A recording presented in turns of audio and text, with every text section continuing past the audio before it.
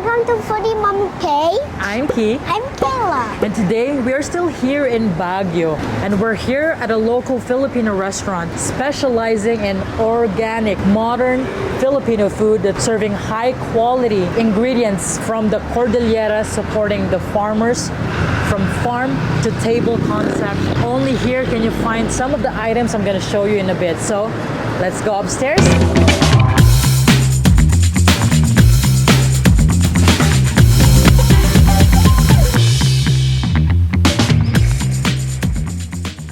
So, I'm Chef Miko, executive and owner of Bistro Lokal, and this is my restaurant. Our priority is to help the organic farmers. So, we are a farm-to-table restaurant serving modern Filipino food. So, kami lang ang nagsaserve dito for now sa Baguio ng white strawberries, microgreens. The dishes that we are featuring today is some of our best sellers in the kitchen. I hope you like everything that we are cooking inside the kitchen. Okay, we take pride on our croissants. We do fresh butter inside sa croissants namin. It takes us 3 days to produce one batch of croissants. Wow, Yes. 3 days. We don't put yeast on our croissants. We use natural sourdough leaven. Very artisan. Even this bread, we do baguette traditional. We made from polish. So you can see, makikita nyo, artisan siya kasi nagka-crack. May mga crack siya. Yeah. This one is one of our best seller. It's multi-grain sourdough. We have this Filipino bread, pastillas bread. There's a pastillas filling inside. And then our famous ube pandesal, freshly baked. All of this, chef, recipe niyo po? Yes, even our sourdough. So this is the kitchen. This is my brigade of young chefs. They came from the culinary school, freshly graduate. So this is Ellie, Tantan, Don, and my acting sous chef, Chef Coops. Say Hello. hi, Chef Coops. Si Chef Coops, magaling siya sa plating. This is our pastry kitchen. This is where the magic starts for our artisan. Our master baker, Chef June. Hello po. So yun po, bale ang team po namin, Team Bistro, nag-prepare po ng dish para sa inyo. First po is yung appetizer nyo po is yung Dinakdakan Pie Tee. Salads po natin is Kinuday Salad. Tapos yung sa mains po natin, dalawa po, yung nakita po natin kanina, Bagnet Bites, and yung famous Caldereta Pie po namin na heirloom recipe din po ni chef, ganun. Wow. Tapos yung sa desserts po, ma'am, surprise na lang po. Wow, surprise. Iwan lang po ang chillers namin, ref namin dito kasi everything is made fresh. Everything. The first appetizer is the Dinakdakan Pie Tee. The Dinakdakan is comprised of Cordilleras and black pork, mayonnaise, onions, calamansi, ginger, and several spices. So, this is how they plate their food.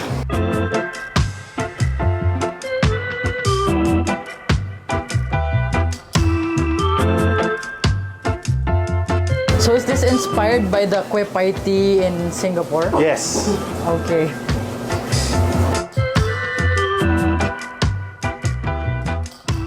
Next dish po natin, ma'am, is yung salad po ninyo. Siya po gaya nga po ng sinabi ko kanina, mga fresh greens po galing sa Cosmic Farm na sinusupport namin ni Chef. Ito yung Kinuday? Yes, ma'am. Okay. Tapos yun po yung itatap natin sa salad nyo po, ma'am. So, bali, ito po yung dressing ng Kinuday salad natin, ma'am. Patis mansi po. Wow. So there's purple cabbage. Then romaine. And Watercress. watercress po. Opo. Okay. Bali, in-harvest po namin siya kaninang madaling araw. So kapag ihahalo po natin, may paganon po siya. Para hindi po mabigla masyado yung salad natin.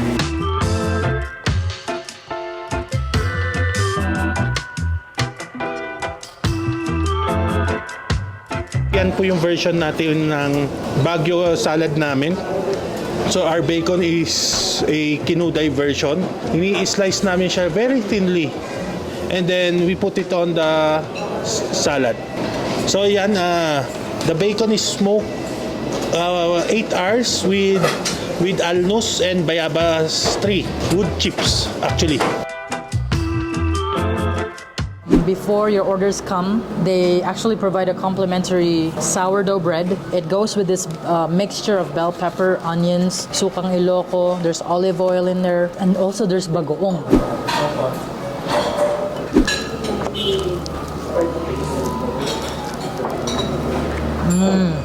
It's so good and refreshing. That's what I love about here in Bistro Lokal. They make all the breads from scratch.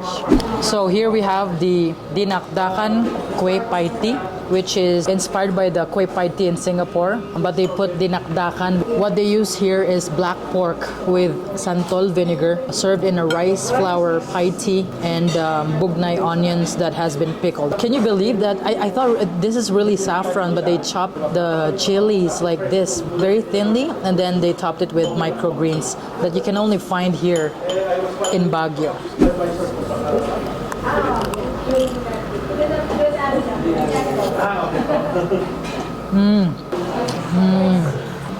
So good. This dinakdakan is so meaty and flavorful, fatty.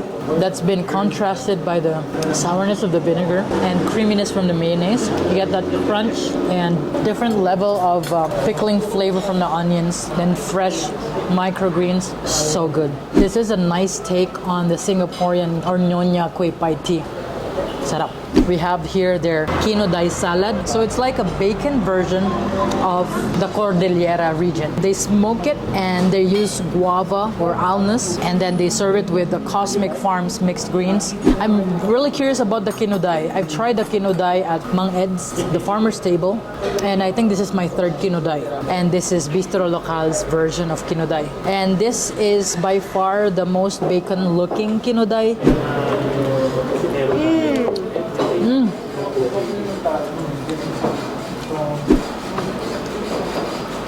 Mommy, I'm gonna Sarap. get more. Ang sarap. It's so smoky, but not too overwhelmingly smoky. You get that salty, savory flavor. It melts in your mouth. I mean, the fat of the bacon. It's not the crispy kind. It's so soft and buttery. Kayla will try the cherry tomatoes. Good. Sarap. So sweet. Let me try a good bite of the purple cabbage, romaine lettuce. And let me put the Kinuday in there.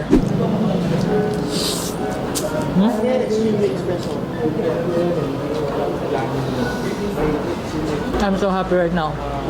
I understand what Chef Nico's talking about. A simple salad that is freshly picked. I cannot explain to you how crisp the romaine is.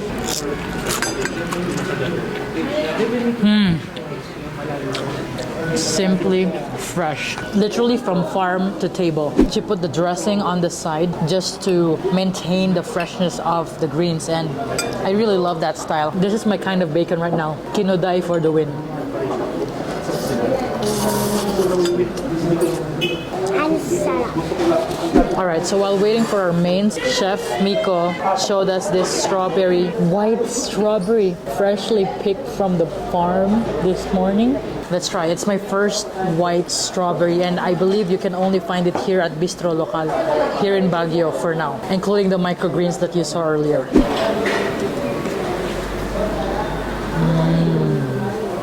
Oh wow, it's so smooth. Super fresh. Oh my, I've never seen white strawberry in my life. And at first glance, it was like strawberries that's coated in white chocolate, but this is not chocolate, guys. This is fresh white strawberry. The freshest you can get here at Bistro Lokal. So, itong Sisig Paella namin dito sa Bistro Lokal, nag-saute kami ng red onions, then sinotay namin yung sisig meat, sinunod namin yung aming base na sofrito, Filipino version ng sofrito, then sinison namin ng soy and calamansi, nilagay na namin yung rice, dito namin finish para makuha yung crust niya sa baba. So, may meat na siya sa mismong rice, then lalagyan pa natin ng toppings niyang meat. I-achieve natin yung sokarat.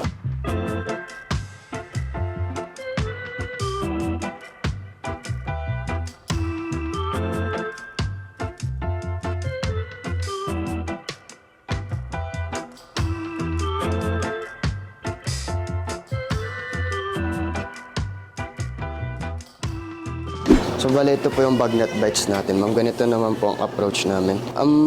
Bagnet po pala, parang Ilocano version po siya ng lechon kawali. Pero ang ginagawa po namin, ma'am, pinapakuluan po muna namin siya ng more than 2 hours together with the flavorings. Tapos dinadry po namin siya ng 2 days bago namin siya i-fry. Minsan naman po, pag di namin na-achieve yung binibake po namin siya ng 4 hours para mas makuha po namin yung moisture niya, ma'am. Itatap po namin siya ng mango dressing. Made from bagoong dressing, olive oil, calamansi, bagoong. May fresh green mango siya and cherry tomato.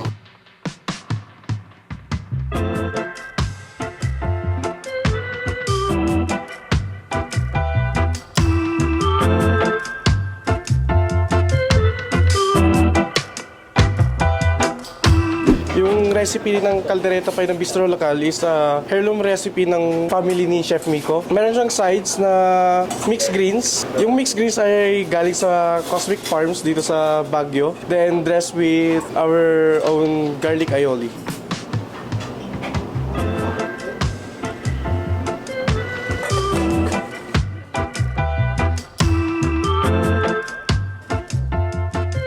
Alright, so our mains have arrived, and but before we get to that, I just wanted to try this Bistro Lokal iced tea first. This is really special because this is made out of boiled sweet potato leaves. They put some pineapple juice, vanilla, and tea. This straw that they're using here is made out of rice flour, so this is edible straw. Oh my! I've never tasted anything like this. This is like a unique iced tea. You can really taste the vanilla in there, the hint of tea. So refreshing.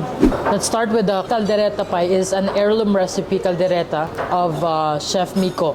It's baked in a puff pastry with lots of cheese, and it's served with an organic salad. And as you can see, it's still steaming hot from the pie. Let's get some of it and let's eat it all together. A huge bite of this Caldereta Pie.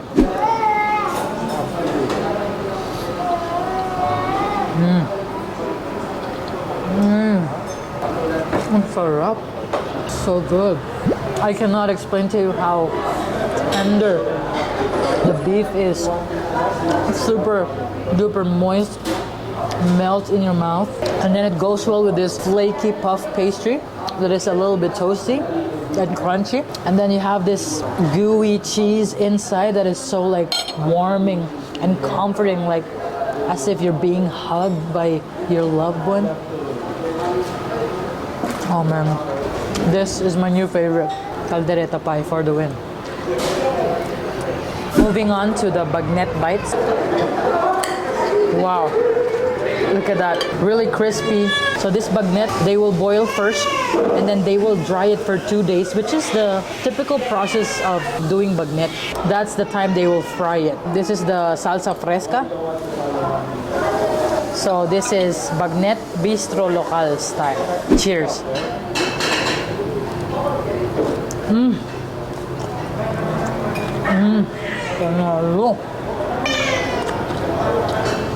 It's so like chicharron crispy. And it goes well with this really refreshing salsa fresca.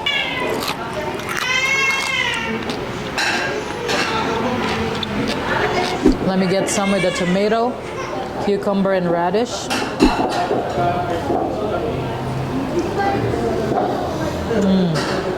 The meat is already disintegrating from the fat. Look at that. With just a little effort, it's falling down. That's how soft the meat is.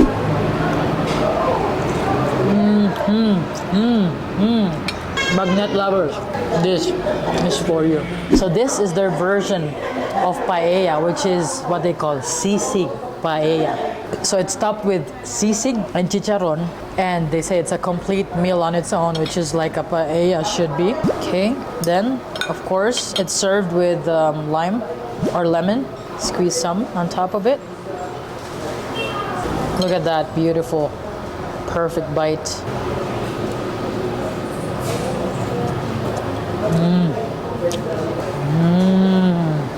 Another rice.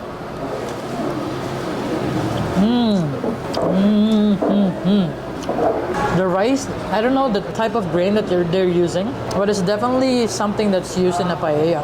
And it's like medium sticky and fluffy, that it soaks up all the flavors, but at the same time, it's not that salty or savory. It's very light. It really goes well with this crispy pork that is so fatty and meaty, contrasted by the citrusiness of the lemon. This is so good.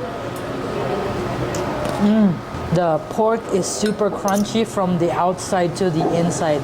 I mean, look at just look at this fat right here. The fat is like bulging out. You will know from the looks of it how crispy it is. That is a beautiful cook on the pork.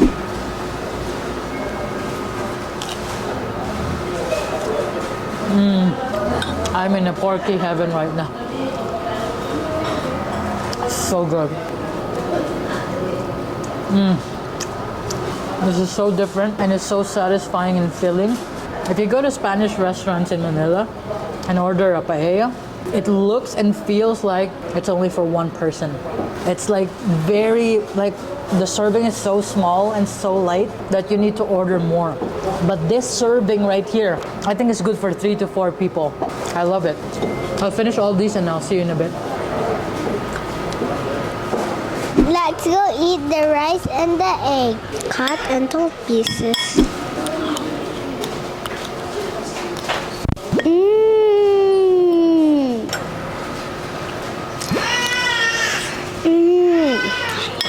The egg was very nice and the rice was salty and savory. I liked it. I'll finish this and I'll see you in the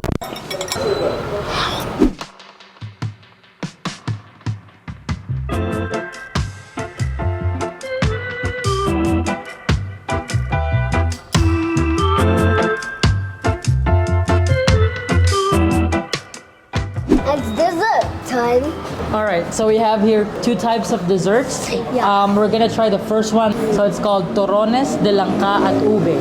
And it's their version of sweet egg rolls filled with saba, ube, and langka, served with condensada ice cream. Ooh, let's try it. I'm gonna try it first. Okay, I'll try the turon first. Oh, it's still piping hot.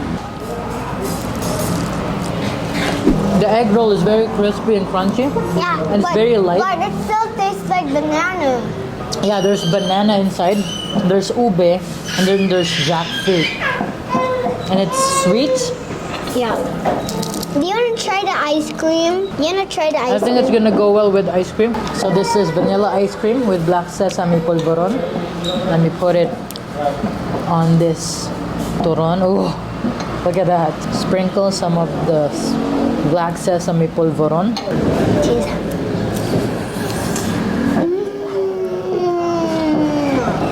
Oh my. Harap. The vanilla ice cream. Let me try it again. It's so like high quality vanilla ice cream that's so creamy, and it goes well with this like sandy texture and nutty flavor from the black sesame. Yeah. Like what you would get in a polvoron texture. So good. I cannot stop. This is a good interpretation and modernization of the turon. So good. Next is the strawberry cheesecake. So this is a cream cheese served with strawberry compote from La Trinidad and served with vanilla ice cream. And then this is the same black sesame polvoron. And it's topped off with this super cute chocolate stick and mint. I want to taste it by itself first. Okay. That's so smooth. Slightly salty, super creamy. Let's try it with the strawberry compote. This is what they do with the leftover white strawberries. They make a strawberry compote. So let me try it together with the cream cheese and a little bit of the vanilla ice cream mixed all together. Cheers. Now we're talking.